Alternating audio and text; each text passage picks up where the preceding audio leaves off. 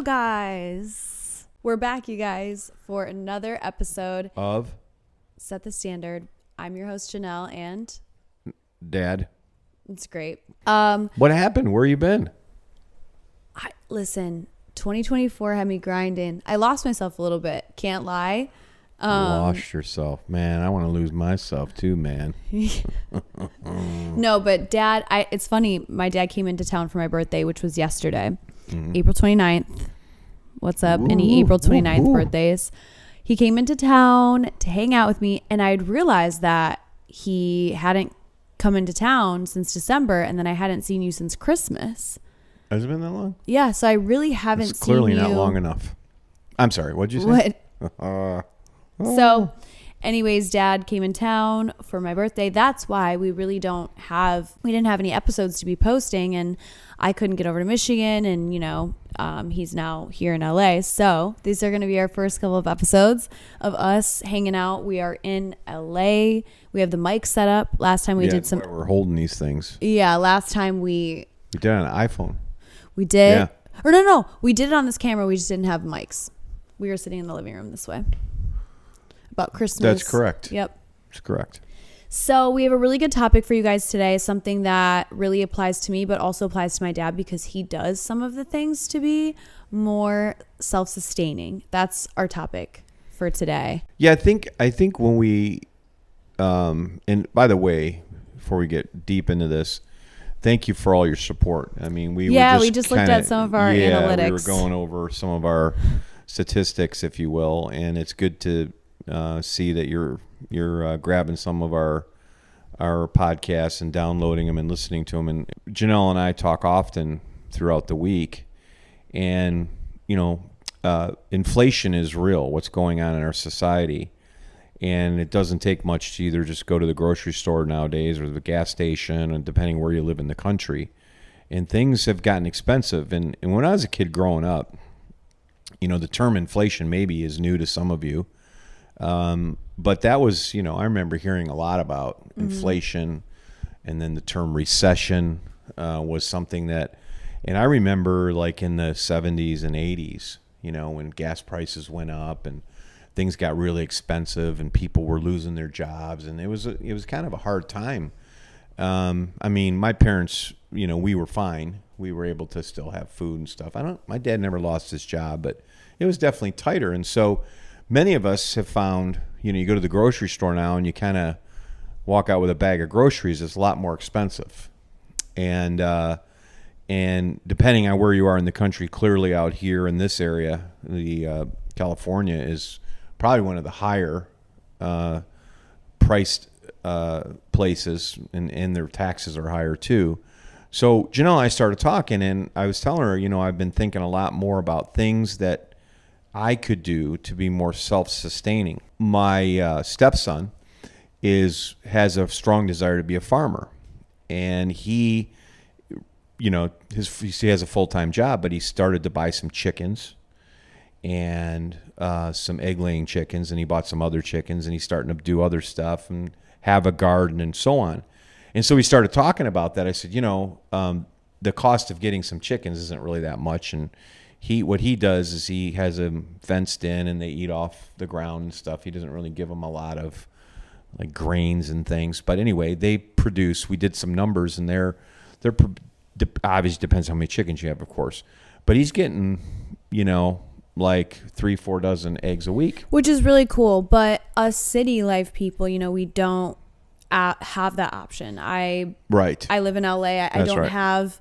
I can't just have it. I could maybe have a chicken right now. You need a rooster right here in the front room. No, but there are still some really good ways that you can, self-sustain. Yes. And I think my dad has inspired some things, or just like given me ideas on how I can be more self-sustaining. So, I'm in an apartment. I live in an apartment life in a big city, here in LA.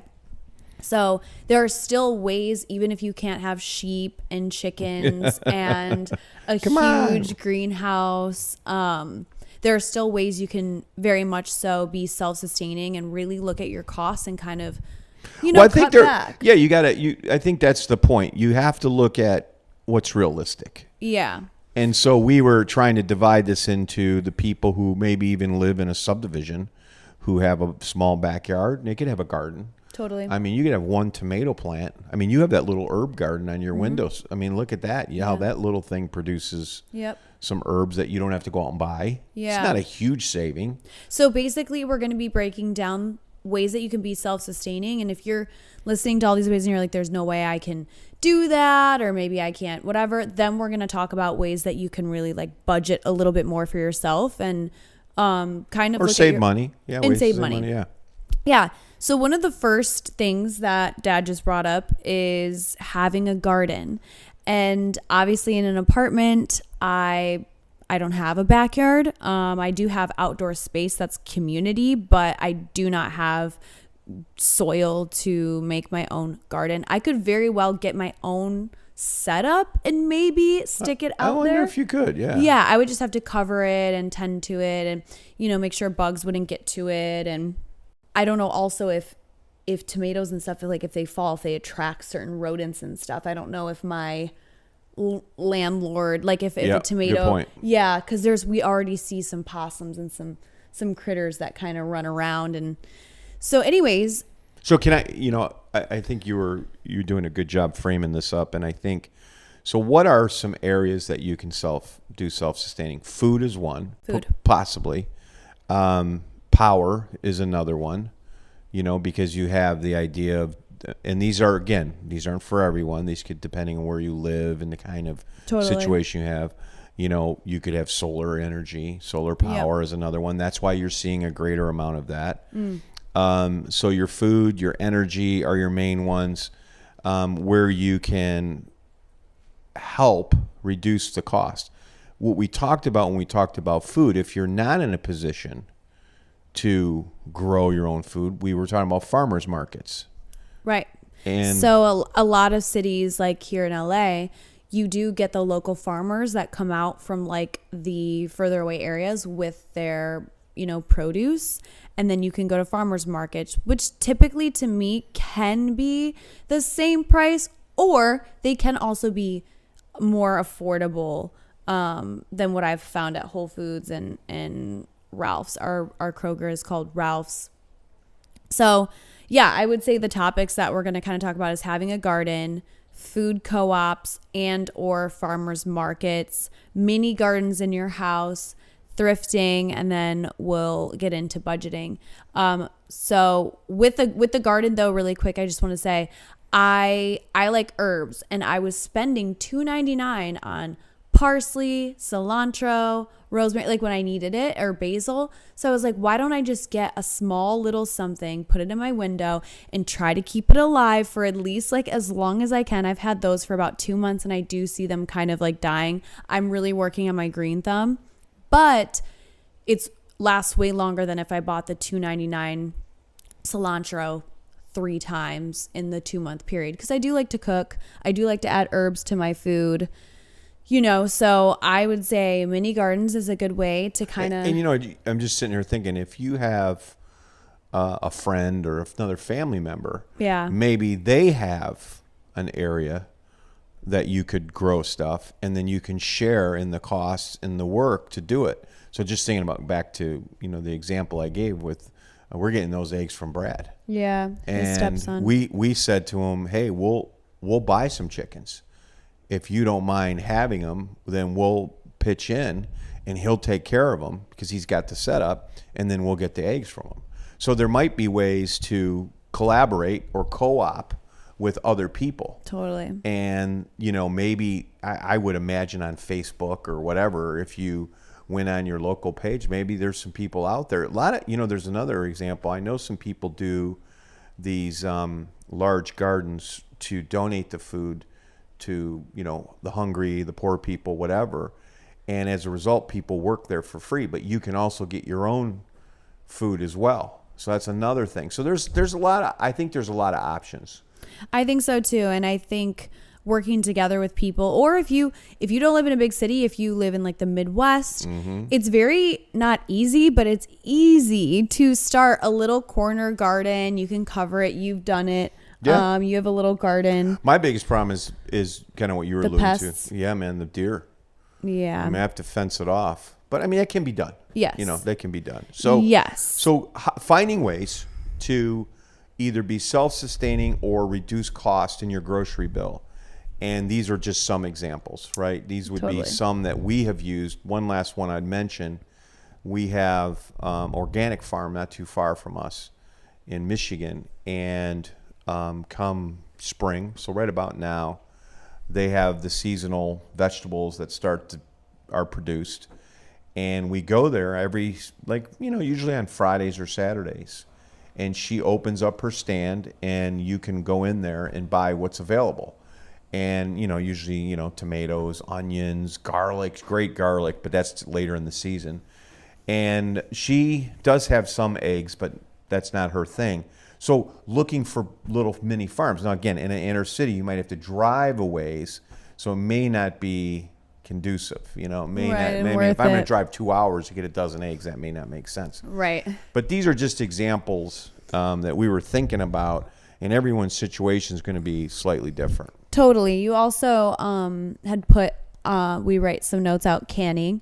So canning foods is a really good way. I've known family members of mine that have canned hot sauce, foods, pot My grandma sauces. used to can pickles, Yep. tomato sauce, tomatoes, green tomatoes. Yep. I mean, yeah. Yeah, so good. It's a lot of work. I mean, if you've never done it, it's not easy, but it's very rewarding.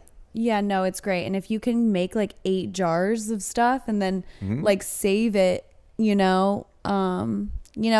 just ways to kind of just be a little bit more sustainable.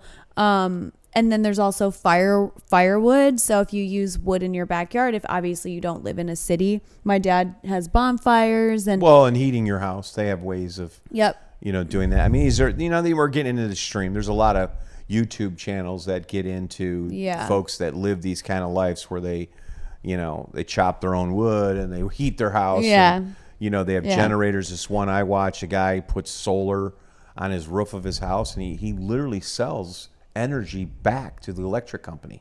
Now he spent a lot of money to get the solar system hooked up, but now he literally can pay for all his electricity and he's selling some back.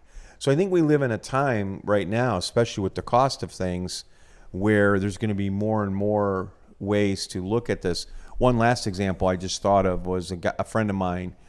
He called me up and he said, "Hey, I'm going in on like a half a cow, literally. So for those of you who eat meat." And so he said, we can go in, and when the place is getting ready to butcher the cow, you get half of it, or we would get half, And then he you gets freeze a quarter it. and I get a quarter, but you got to have a big freezer, and that was Got my it. thing. I said, dude, I don't have a big freezer like that, Totally. So these are things again you have to think about, and Yeah. I think another really great one too is thrifting. If you are in LA or even watch YouTube or anything, thrifting has become a huge thing. I know my little cousin does it over in Michigan. Ever since I moved to LA, thrifting was such a thing. Flea markets are a huge deal when it comes to clothing, shoes, just secondhand type of things for your house, dishes, teacups. I have thrifted teacups. I think it's a good way to be more self-sustaining because, if you can get a $2 pair of pants from Goodwill, that's kind of cool or kind of fits your style. what's the thing that you use to sell stuff? Yeah. What do you- So you can purchase off of Depop and Poshmark. Yeah. But what I was going to say is if you go to like Goodwill or you go to a flea market and you find like a nice pair of Levi's or something and they're a little big, it's cheaper to buy them for $5 and tailor them to your body perfectly for $15, maybe $20 total. The Levi's store I was just in the other day, their jeans go for a minimum of like $99. So you're being able to save money by doing that. And I actually recently have been finding some really cool pants. I went and found like these $3 pair of pants. They're kind of like a tailored look, a little bit of vintage of a look, but I think it'd be really cute with like a blouse. I I bought them for $3 and then I had them tailored for 15. They were $18 and they're definitely like a pair that would go for like 45. So you save, and then if you get enough stuff, another note that I put down too is purchasing fewer items that can make multiple outfits. So if you have 3 pairs of pants, you can tailor or you can pair them with 3 different types of. You should do a YouTube just on that one. Yeah, no, that would be good because it makes it easier even when you're traveling. I think recently the reason why I started doing that, where you can have multiple outfits out of just a few pieces, is because when I was traveling, I was finding I was overpacking. But I've also found now, as I'm trying to budget and be more self-sustaining, I don't want to have 30,000 different pairs of shirts that have a different pattern that can't be worn together, because then it's like you're wearing it. I know I have that problem a lot. Yeah, no, you're very self-sustaining with your outfits. You pair those pants with the black top with the. These are ways to be more self-sustaining that I'm even working on. It's frugality, and as the economy ebbs and flows, and the audience out here that's listening to this, we have a variety of people watching it, have probably been through some form of, we just had, if you go back just 16 years ago, in 2008, I mean, that was a very difficult time for our, the United States and the economy, and a lot of stuff happened. And, we've come back from that. And now we're in this situation where the economy is having these types of things and prices are up right now. Eventually that will change and improve again, and things will moderate. But, I was telling Genelle early on, when I was married and first got married, I should say, man, I had a side hustle. I would do things, pick up a second job to make a little extra money to pay for, my bills or whatever. And I think sometimes that's a great way to sort of help kind of boost your situation until things do moderate, or maybe your main job, you get a promotion or you get a raise there or something like that. And a lot of times what I was doing is I would just pick something up on the weekend, make a few extra bucks, even just so I could go out, and have some fun on the weekends. So I made some money to just be able to do that. And then when things got better, or my other job got better, then I was able to give up the side hustle and just focus on my main job. So that's another way to overcome some of this crazy inflation. The prices of things are just, it's really crazy. It is. And I'll say one more thing before we kind of get into budgeting. I recently wanted to bake myself a cake for this birthday photo shoot I was doing, because I just like to do it. It's fun, whatever. And the cake was just going to be a prop. It wasn't going to be something I was going to eat. It was like 4 tiers. And so when I was picking out all the supplies, I was getting the cheapest stuff to make a vanilla frosted cake. And when I was picking out the 3 boxes that I needed, the frosting that I needed, basically it just needed oil and eggs to mix. So I went over to the eggs section and I was like, all right, let me go for the $2.99 eggs. And it's funny, I was telling my 2 friends this story when they were in town, DeSanti and Majesty. Were they $2.99? Well, so I was telling them, I was like, yeah, I was looking for the $2.99 eggs. And DeSanti goes, there's $2.99 eggs? And I go, wow, because I haven't been paying attention to my own budgeting, and I'll grab the really nice eggs because I'm like, okay, if only I'm eating them and I'm trying to work on my body, my protein intake and my workout, I might as well get the good ones that are grain free, blah, blah, whatever. Those are like $10, whatever. You don't think about it. You put it in the basket. But because I was just going to throw this cake out, I was like, there has to be just some cheapy eggs that probably, I don't know, they're not paying attention to what they're just feeding the chickens, whatever. They're not super healthy. So when DeSanti was like, there's $2.99 eggs you can even buy. And I was like, whoa, this is real. That's not even, I remember there was $2.99 eggs.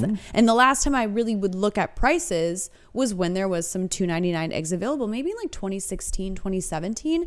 So anyways, I go to buy the cheapest carton of eggs at the cheaper grocery store. It wasn't even Whole Foods, Erewhon, nothing. And they were like $4.49. And then with tax, like $5. And, I just threw away because I made the cake used pretty much all the eggs. Ended up throwing away $5 for my photo shoot. It's okay. But I was just thinking, wow, that's crazy. And you're not even really, who knows what kind of quality of egg you're getting. Should have ate the cake. Shouldn't have thrown it away. Well, we dumped a bunch of vegetable oil in it. My stomach would have been like, but Anyways, let's my dad has some really good tips on budgeting and kind of when I'm having my spirals or I'm having my doubts on my finances, or right now I'm like, I really want to move. I'm in this beautiful apartment. It's very expensive. My dad's always giving me tips to budget. So like maybe if you give like your top. What's a good tip that I've given you that you feel? Well, first is just like looking at your expenses and which ones you can eliminate. So right now I just got a Spectrum bill and it's $185 because Spectrum, go bye. Right, because I have all I have channels, and I at one point in the winter time that was just here, I wanted to watch, like I was watching more TV. This winter actually was the first time I got into a couple shows. I watched The Bachelor. I was indulging in that, and yeah, I think it just got out of control. I have Disney Plus, I have Hulu, I have Spectrum, I have all the channels. I have Netflix. I just bought Netflix because Netflix kicked people off. Now you can only have like 2 people. Before it was like password stuff. Yeah. Yep. I have the works, honestly. I have them all. I have Paramount. I like to rent movies. So a tip my dad has given me is look at like what you can eliminate first. Subscriptions too, like on your phone. A lot of times you don't realize if you go in. I have Apple Music and Spotify. I don't even use Apple Music. Exactly. And you look at all these like streaming music most people don't realize they just self-renew. I know. And if you have apps on your phone that maybe 2 years ago you used, and you haven't done anything with it, it's just renewing. I know. And I went in there and I found one. I was like, I don't even remember getting this. I don't remember what it was now. I think you know what it was? It was some kind of 3D mapping system for when I'm hiking. Okay. And I was out west a couple years ago, and you lose cell phone, your signal. So you get this app that allows you to download trail maps. Okay. But you have to pay for that to get it. Oh. So it's not like you can just get it for like one use. So I signed up for this thing, and it was renewing. I didn't even know it. It was a monthly deal, and then it renewed, and it was, I think it was like $9 a month or something. So that was like the first tip the first tip you probably gave me. If anything, actually tonight when I sit down, I'm going to go through and I'm going to really make sure tomorrow I'm going to make a couple phone calls and start. Your Verizon phone bill, we just went through this at home, and we saved $80 a month. Okay. Because we had these like large download, and this is going to vary from everybody, but your cell phone, you could be spending $200 a month just on your cell phone service with data. So that's another one. And then if you got the hotspot, which I had the hotspot, and I had a jetpack. Yeah. That I never even use. Yeah. And so I mean, it sounds ridiculous, but you know what? I think we just all get so busy, and we get used to having these things, and then we forget. Just like internet. Well, and then your credit card, my credit card bill came one month, and I was like, how did it get so high? I had all these subscriptions. I have my whole TV bill on there. I have my health insurance. I have the subscriptions, even for us to do this podcast. The different platforms have us do subscriptions that way. And even if I want to get my nails done, I used to get my nails done twice a month. Now it's once a month, every 30 days. And that even if you're getting just like a nice color, you're not getting anything crazy, it's still like $100, but that's a whole nother expense. So with budgeting, I would say look at things you can start skimming off the top. Well, you just said something I think is important. How many people who get a credit card bill look at the statement? And most people, what they do is they open it up and they say, oh, and they pay it, hopefully. And I don't. Not always. I don't pay it in full.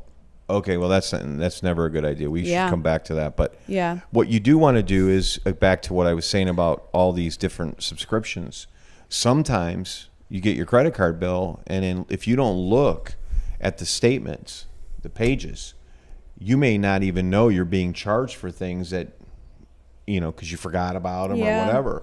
So you go through that and you start looking and say, why am I getting charged $10 here or $15 here or $7.99? Yeah. And I had a $9.99 one. I think it was for a streaming music thing that I signed up for a long time ago. I hadn't even used. Like Tidal? I think it was either Tidal or Deezer. Okay. I think it was one of those. So, again, review your monthly expenses compared to your monthly intake. Mm-hmm. Look at ways that things you can cut out and still, be okay. Yep. Whether that's reducing bills or, in the case of cable's out of control. So finding ways to reduce your cable bill. Internet's a tough one because we all like to have internet. It's become that thing we can't live without. I definitely can't. That is something. See, that's not something I'm. I'm. They package it though a lot of times. What they They do. That's what I have with Spectrum. Exactly. Most people do. So they say, okay, well, you want internet. It's $49.99 with your cable. Right. So if you eliminate cable, then it's $89.99. Yeah. So I think another thing that you can do to budget is, I think the first step when budgeting is looking at your statements and then skimming off those items that are just like, you really have to have a real moment with yourself. And I think I've done this this month, and tomorrow's May 1st. I'm ready to kind of just wake up early, go through some stuff, make a couple phone calls, skim some money off my credit card statements. I think the first thing is realizing that, skimming things off, and then just like budgeting yourself from there and not allowing yourself to get out of control, because it's hard for me to not just like, oh, swipe here, swipe here, swipe here. I need this. Amazon. Amazon's so easy. Another one is, how much do you spend a week on coffee? We had this conversation. So in our society today, back in my day, you didn't go out for coffee, right? If you're going to drink, no, there was no coffee shops. There wasn't? No, if you go to a restaurant for breakfast, yeah, they ask you if you want coffee with your breakfast, but then it was like 90 cents, extra. So there was no Starbucks. Oh, you guys didn't have any social? No, there was no coffee houses and stuff. Okay, sorry, continue. So now it's kind of funny. So my wife and I, back in Michigan, we like to go out and get a coffee. And I like these cortados. Yes. So we started watching. We went into one place. And usually a cortado is 2 shots of espresso and equal amounts of milk. So we go into one place, and you can get 2 shots of espresso, the drink itself, and it's like $4.30 or something, $4.30, which is very expensive. So it's more than a cup of coffee. We go to another place, and you get 2 shots, same amount, quantity, and it's $3.25. And then we go to a third place, and it's $5.30. Mm-hmm. So there's this $2 difference between, and so we started asking ourselves, does it taste as good though? Is there? And sure enough, we went to the cheaper place last week, and it did. We were both walked out and they go, gosh, it's $2 cheaper, but it tastes just as good.